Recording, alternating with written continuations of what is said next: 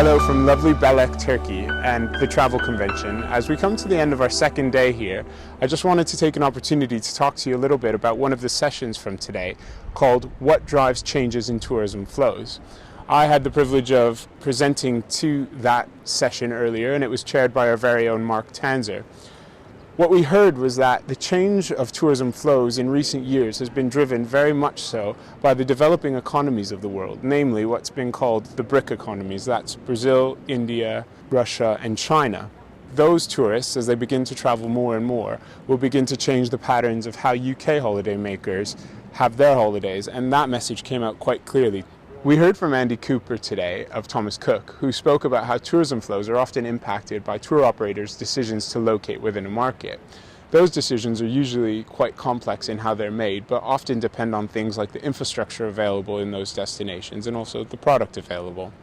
We also heard from Carolyn Brown of Shearings. She talked about the domestic market and how it's changing.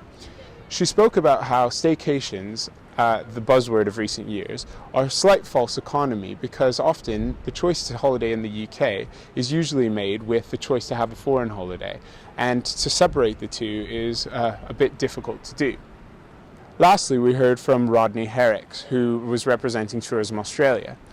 He gave us an interesting insight into one case study that's on the front line of receiving BRIC economy tourists, namely the Chinese.